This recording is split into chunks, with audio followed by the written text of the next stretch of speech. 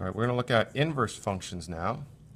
So the inverse function is a function that undoes the original function. For example, if the inverse of adding 2 is subtracting 2, the inverse of multiplying by 2 is dividing by 2. The inverse of squaring would be square rooting, as long as the number is positive.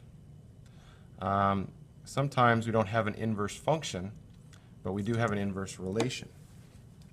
So the notation for inverse function is going to be this f with a superscript -1 and then the of x. So it's f inverse of x is how we say it. So that's the inverse function of f. That -1 is not an exponent. Okay, so it does not equal 1 over f of x as a -1 exponent would normally do.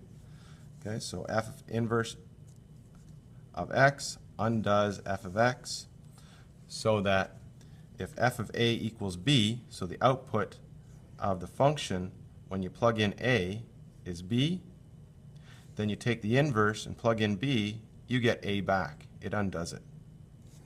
Okay, so for example, if it's squaring, if you take a and you square it, then you put a squared in here, it would square root it and get back a, as long as a was positive. Okay? So let's take a look at this. F of x equals to x squared. Well, we're going to say that the inverse is actually plus or minus root x. Now this isn't a function. We still use this notation because it's convenient, but you may be asked to determine whether that's a function or not. It's not a function because for one input you have two possible outputs. Okay? And this is what the graph of that inverse looks like. So you can see it doesn't pass the vertical line test. So f of x equal to x squared does not actually have an inverse function. It has an inverse relation. And this is what it would look like. One of the reasons is, what if you plugged in -2 into here for x squared? -2 squared is 4. But the square root of 4 is 2, not -2, so it doesn't get it back completely. Okay? For this function here, f of x equal to x plus 1. Well, we said earlier that the inverse of adding 1 would be subtracting 1, so this should make sense. Okay, so if I plugged in 2 here, f of 2 would equal 3. Well, now I plug in 3 here, f inverse of 3, well, 3 minus 1 equals 2, gets me the 2 back. So that's the inverse that undoes that. Okay? What about something that is a little bit more complex like this? Well, here's the process for finding the inverse. What you do is, first of all, you let f of x equal y. Okay, just makes it easier to write at this point. You write it down so that it's the way that you used to write functions, with y equals 2x minus 3. Then you swap the x and the y, because we want to find out what you do to go the other way. So now you have this. Okay, so you're just swapping the x and the y's, so you're writing it like this. And then you solve for y, which basically is undoing what you did. Okay? So to solve for y, bring the 4 up.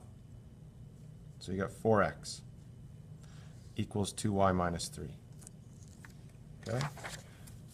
And then you'd have the rest of it.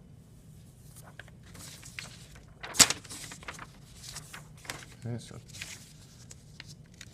bring the 3 over, so add 3 to both sides, and then you've got 4x plus 3 equals 2y, and then you divide by 2. And now you've almost got the inverse function, and now you just have to change the y to f inverse, so f minus 1 of x. And now you can state the inverse function. And you can test this. You can plug in a number into the original function. So the original function was 2x minus 3 divided by 4. So you could pause and try a number in there, and then take that answer and plug it in here to see if you get that number back. Okay, so that's what you do for inverse. What about this one here? So for f of x equal to this quadratic, well, we saw that quadratics don't have an inverse function. They may have an inverse relation, but not a function.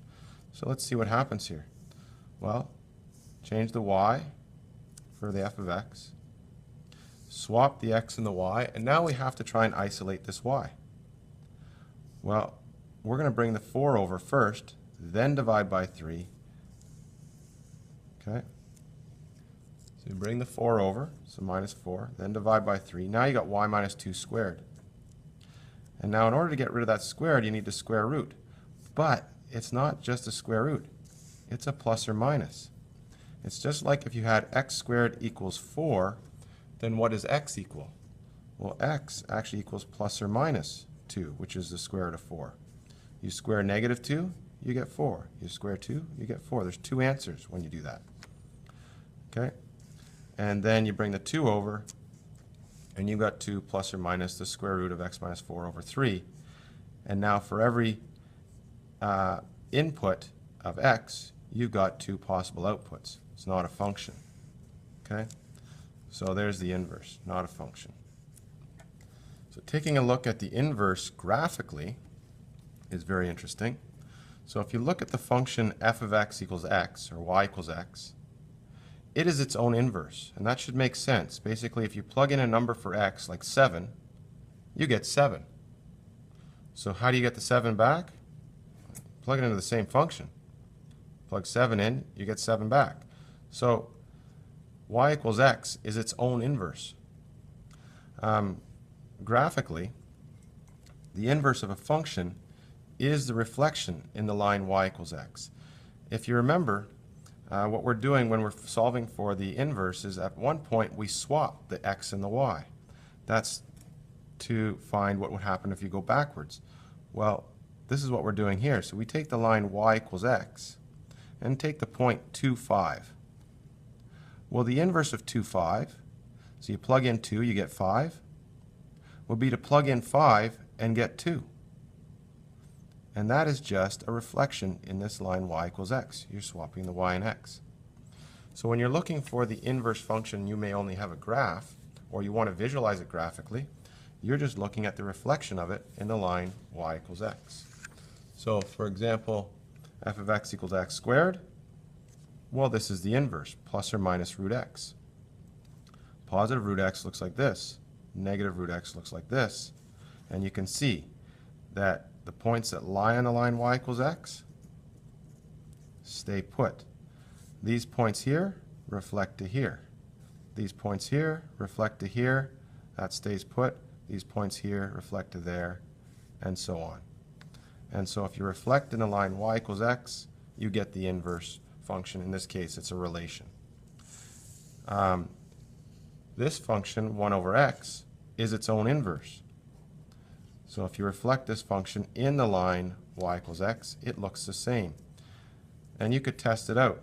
If you plug in 2 for x here, you get 1/2. If you plug in 1/2 here, 1 divided by 1/2 gets you 2 back. So it's its own inverse.